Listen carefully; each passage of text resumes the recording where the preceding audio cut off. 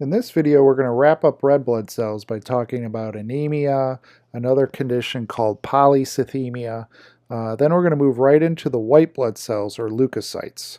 And those aren't going to take us as long as the red blood cells, but we'll talk about those in this video, and then we're going to save the last two topics for the last video, which is going to be platelets and blood clotting, and then blood typing. So this is just a table describing some of the different forms of anemia. So the general definition for anemia would be a low ability to transport oxygen. All right, so there's some cause of concern in which oxygen just isn't getting distributed at the level it should be. And once you kind of know about red blood cells, many of these make a lot of sense. So hemorrhagic anemia is if you lose blood. So obviously if you lose a certain amount of blood volume, you're going to have trouble transporting oxygen. Iron deficiencies, all right, iron is a requirement for that hemoglobin to function. There's a genetic form called thalassemia. It's a faulty globin chain, so there's a problem with the globin portion. Pernicious anemia is a deficiency in B12. So remember, B12 was a major requirement for red blood cell production. And quite often the problem isn't necessarily dietary related, or that's basically what this is mentioning here. It could be the lack of a molecule called intrinsic factor. So intrinsic factor is produced by your stomach, and it's required to absorb the B12, all right, get it into the body. So you could get pernicious anemia a couple different ways. If you're not getting B12, that'll cause it. But you could have all the B12 in the world, but if you're lacking intrinsic factor, you can't absorb the B12 into your bloodstream. So to treat this, we have to give a B12 injection.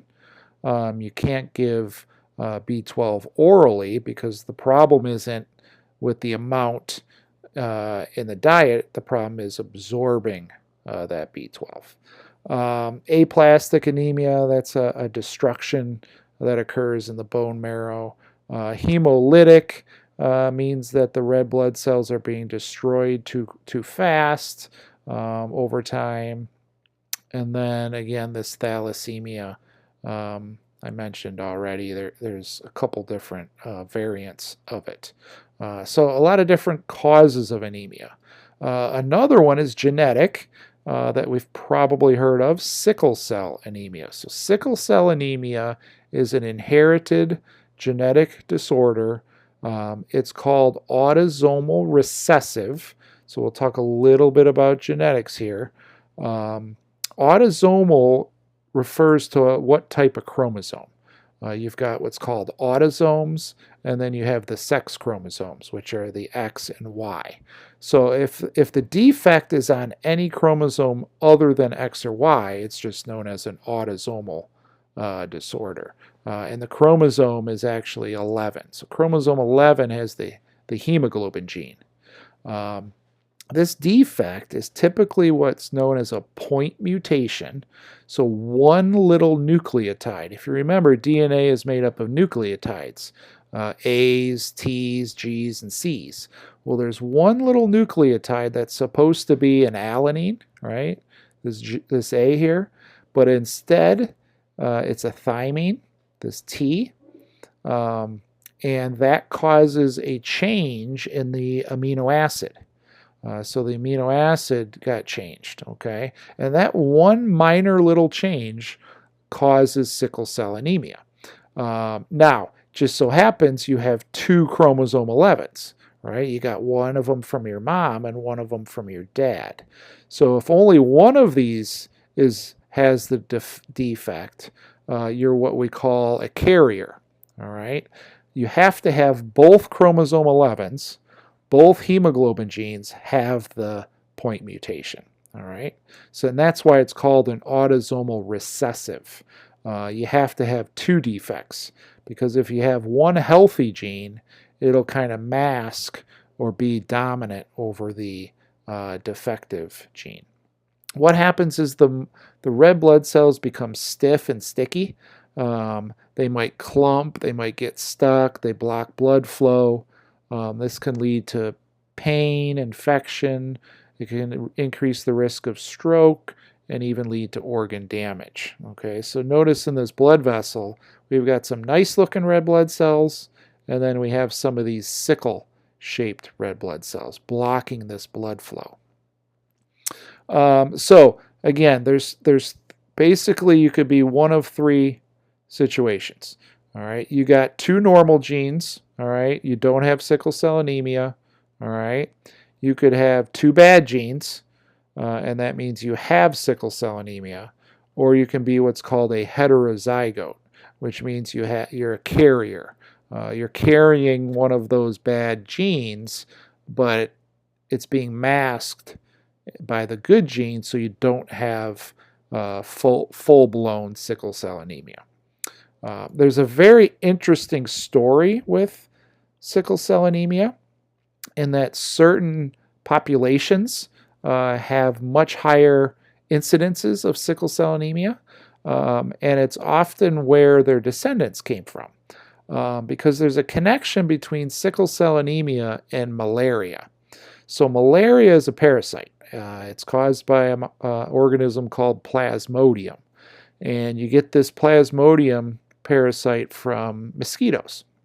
So in areas of the world where you got really bad mosquitoes, right, the tropical regions, notice on this map, this shows in green areas that really had bad malaria problems, okay? And people would get malaria, and back in the day, they most likely died from malaria. And that's because we didn't really have good treatments. There was sickle cell anemia back then.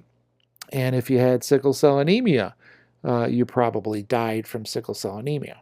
Now, it was the heterozygotes, all right, the carriers, that actually had an advantage during these times because they didn't have sickle cell anemia, right? They were carriers, so they really didn't die from sickle cell anemia. And the Plasmodium, the parasite, didn't like their red blood cells. There's something about the red blood cell that the parasite didn't like, all right? So the parasite didn't reproduce and didn't cause malaria. So they were, in essence, protected from malaria and didn't have sickle cell anemia. So they had a benefit, right? They survived, and they reproduced, all right, and made children that had potentially the sickle cell trait or maybe had sickle cell anemia. But what happens over a period of time is that bad gene, all right, that defect accumulated in those populations. And you can still see today that individuals that have malaria quite often come from Africa, Mediterranean, Indian, and Middle East, where there was high numbers of malaria. So this is the kind of, you can overlay this. This is incidences of the sickle cell gene overlapping with the malaria-stricken areas of the world. Okay? All right, finishing up red blood cells, you might, have low red blood cells. All right, so that again would be more a cause of anemia. If you have a high number of red blood cells or a high hematocrit, we call that polycythemia. So it's kind of the opposite of anemia. You have too many red blood cells. And there's a number of causes. One cause could be severe dehydration, tissue hypoxia, so low oxygen, high altitude, so the body's producing more and more red blood cells. Maybe you have high EPO, maybe you've been blood doping and taking EPO. But if you have a high hematocrit, that can lead to problems. That can lead to thicker blood, so this blood is very thick. and can increase the risk of heart attack and stroke. There's a form of it called polycythemia vera, where there's an excessive production of immature red blood cells. So increased viscosity, high blood pressure, and the risk of stroke. Nowhere near as common as anemia. So if you're going into medicine, you're going to have patients with anemia. But having a patient with polycythemia is pretty rare.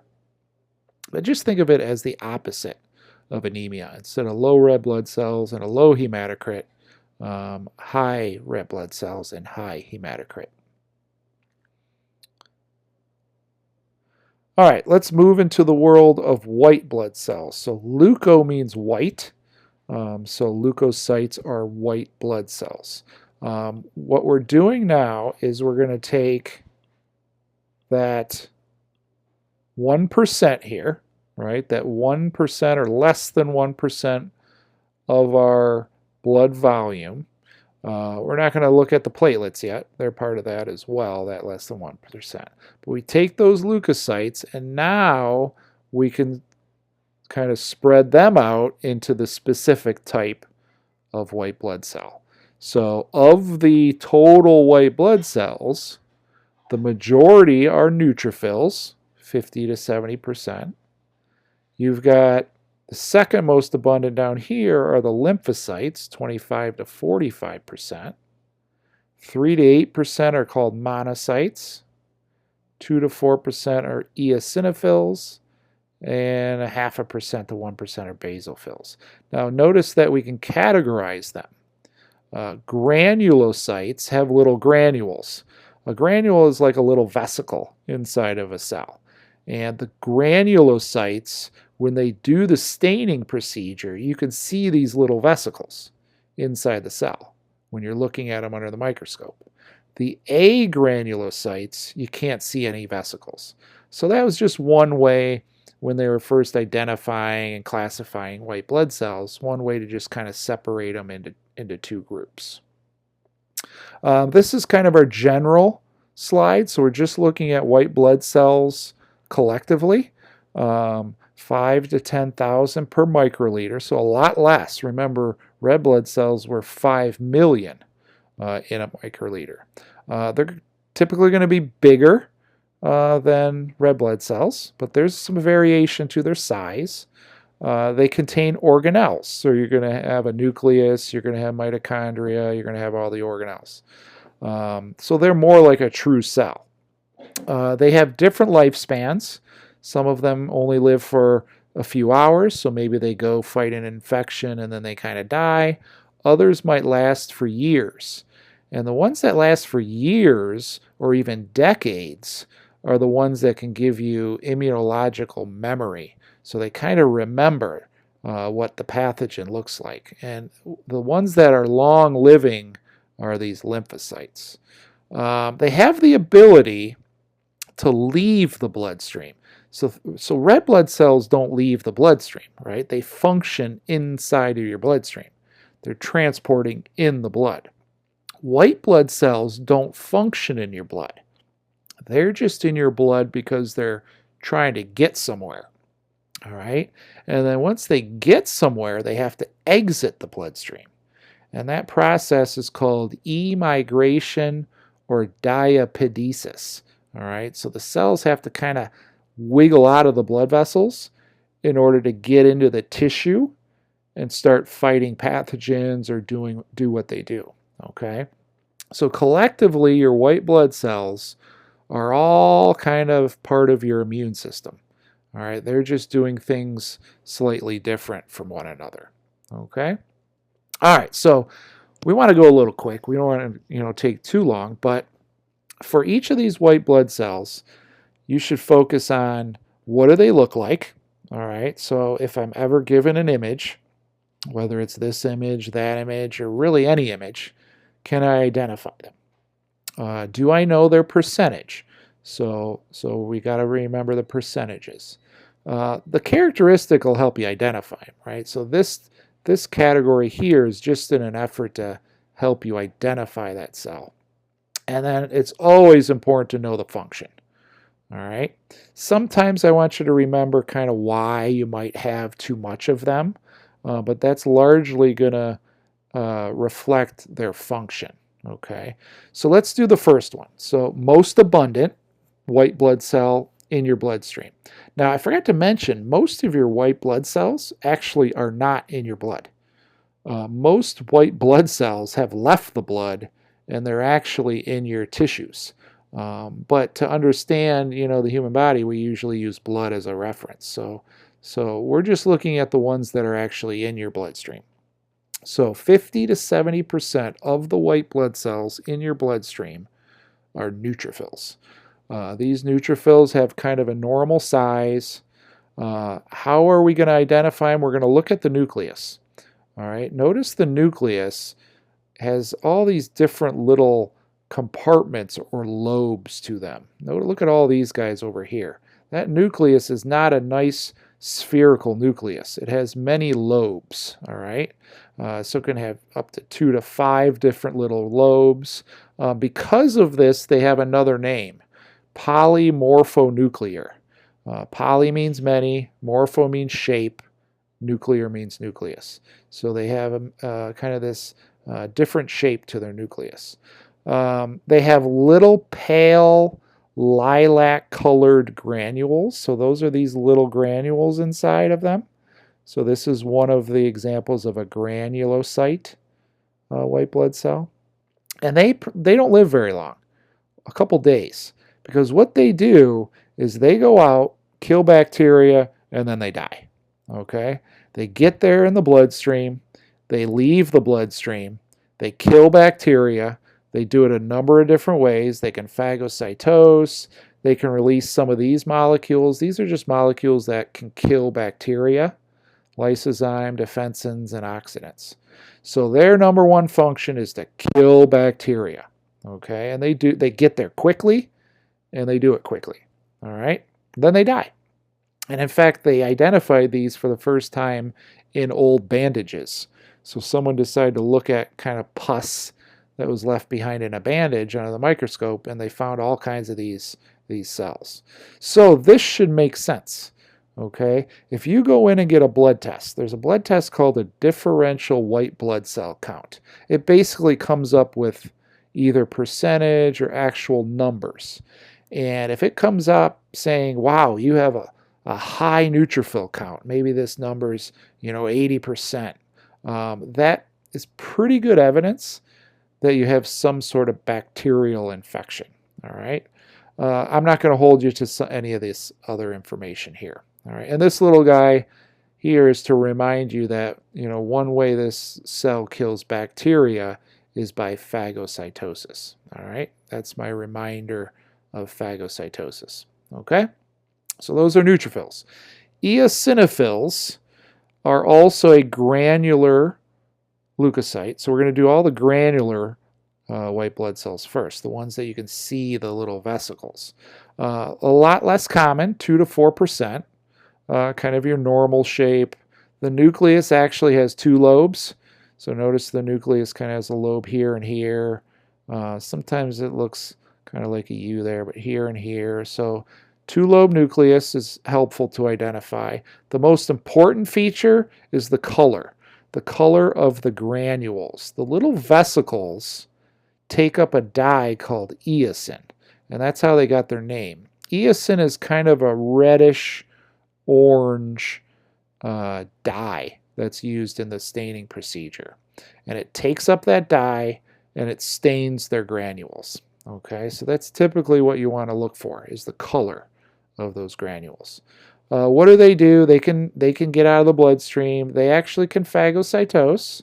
What they really help in is twofold. Number one, they're involved in allergy, but they kind of control the allergic reaction. They're not really causing it and causing all those bad side effects you get with an allergic reaction. They're trying to just calm it. They're actually pretty good to have during an allergic reaction. So what they do is they break down histamine. Histamine is the molecule that causes a lot of inflammation. What they produce is an enzyme that destroys the histamine. called histaminase. So that's one function. The other function is totally different. They can actually kill certain parasitic worms. All right, worms are pretty nasty. You can't phagocytose them because they're so big. But eosinophils have come up with a way to kill worms. Now, hopefully you don't ever have to deal with a worm infection, but in some other countries where there might be poor water quality, or in a lot of the tropical regions, there's some infectious and parasitic worms in say the soils. These eosinophils can help to kill those worms. So notice if you go in and you have a high count, right, a couple things could be happening. One, you might be undergoing an allergic reaction. They also have found it in asthma patients, so it's involved in certain forms of asthma. Or you could have a worm infection. Now, obviously, if you're in an area that tends to not have worms, they might look at the allergy and the asthma instead of the worm infection.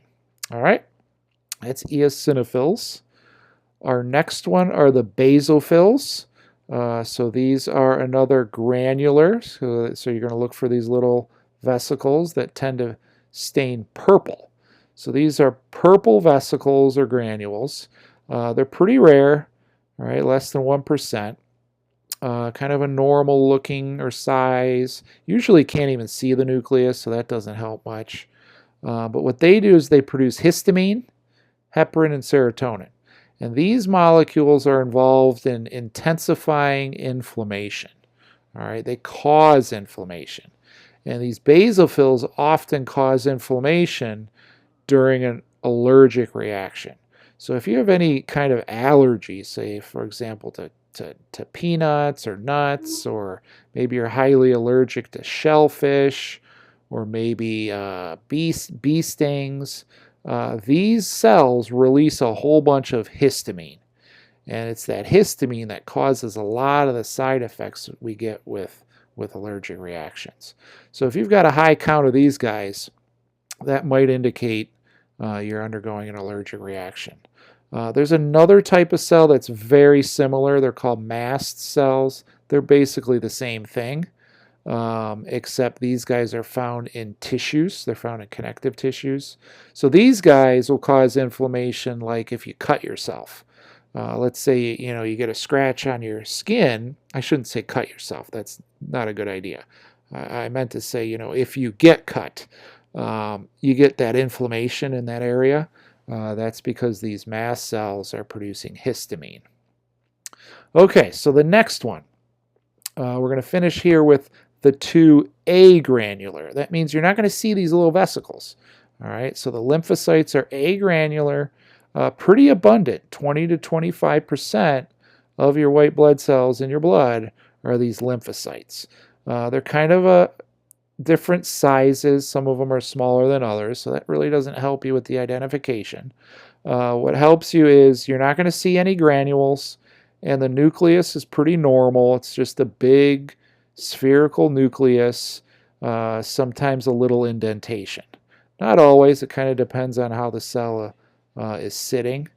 So these, to me, just look like kind of normal, boring-looking cells with a giant nucleus. All right. These guys are super important for what we call the adaptive immune responses. So adaptive means that your immune system kind of grows. It gets better with time. And then you develop this immunity to things. And that's what these lymphocytes help you do. So we'll talk a lot about these when we get to the immune system. There's a couple different varieties, your B lymphocytes and your T lymphocytes. They do things a little differently. B lymphocytes produce antibodies. T lymphocytes attack when you have a virus in some of your cells. But together they provide a lot of specificity, so they can really identify different types of viruses, but then they'll remember. They have memory. So these guys can last for years and decades. So if you get sick with on a microbe, let's say you had COVID, these guys will help you fight that COVID if you get exposed again. All right. So you might have a high count with viral infections. There is one virus that kills them, HIV. So HIV kills a certain type of T cell or T lymphocyte. So if you have HIV, you'll get a very low count of these lymphocytes. Last white blood cell are the monocytes and macrophages. They're in essence the same thing for us. Macrophages are more in the tissue, whereas monocytes would be more circulating in the bloodstream. 3 to 8%, pretty big. So these are going to be the largest of the white blood cells. Agranular, so you're not going to see any, vesicles in there. Their nucleus is pretty distinctive. Some call this kind of a U-shape or horseshoe-shaped nucleus. I've heard it referred to as kind of a kidney shape as well. So a little bit different nucleus than the lymphocyte. They're phagocytes, so they like to phagocytose things. They like to wander around in your tissues, so they'll kind of exit the bloodstream and just kind of look for anything funny, right? They'll go out looking for, bacteria or viruses, and they like to phagocytose. All right, so they're really good at phagocytosing. So those were the white blood cells. I'll refer you back to this again. So the production of all these white blood cells here is called leukopoiesis. So we learned about hemopoiesis is production of everything. Erythropoiesis is just the production of these red blood cells. Leukopoiesis is producing these white blood cells. And then thrombopoiesis is producing platelets, because a platelet's also called a thrombocyte. Leukocytosis is the overproduction of white blood cells. That the most common form of leukocytosis is leukemia. But leukocytosis means you have a high overall white blood cell count. Leukopenia is a low overall white blood cell count. More importantly is to do a differential white blood cell count. That's when you actually look at, all right, what leukocytes might be high or low. And then we've probably all heard of leukemia. That is a cancer involving white blood cells. And since you have different forms of white blood cells and different paths, you're going to have different forms of leukemia. Myelocytic leukemia involves the myoblasts. That's this guy here. You could have lymphocytic leukemia, involves the lymphoblasts. That's these guys here. So there's a few different forms of leukemia and a few different prognoses. Some leukemias are very, very severe and life-threatening. Others might not be as severe. All right, so that ends this video. We're getting there. The next video, we're going to talk about platelets or thrombocytes, and then we're going to go over a little bit of blood typing.